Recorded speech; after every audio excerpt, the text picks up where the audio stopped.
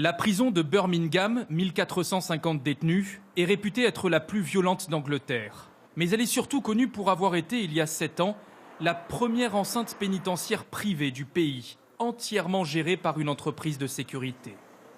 Mais en août dernier, l'histoire tourne court. Émeutes, gardiens dépassés et terrorisés, hygiène désastreuse. Lors d'une visite, un inspecteur du ministère de la Justice n'en croit pas ses yeux. Il demande à l'État de reprendre le contrôle de la prison en urgence et de la nationaliser. Je suis personnellement allé dans les douches. Il y avait du sang partout et des déjections de rats. La prison de Birmingham n'est pas une exception. Cette année, le gouvernement britannique a eu recours à plusieurs nationalisations. C'est le cas notamment de certaines lignes ferroviaires, comme celle-ci reliant Londres à Édimbourg. Car pas rentable, l'entreprise privée qui l'a gérée s'est désengagée.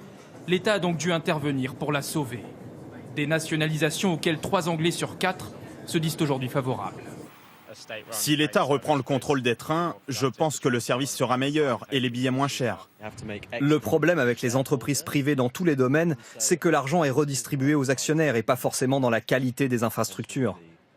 Pionnier des privatisations de services publics dans les années 80, l'Angleterre a confié la gestion de quasiment tous ses secteurs clés, énergie, télécom, transport, à des investisseurs privés.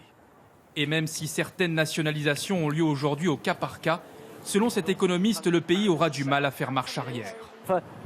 Pour l'eau, l'électricité, le gaz, les télécoms par exemple, si l'État devait racheter les compagnies privées, cela coûterait des dizaines de milliards d'euros. Et aucun gouvernement en Angleterre n'aura l'argent pour le faire.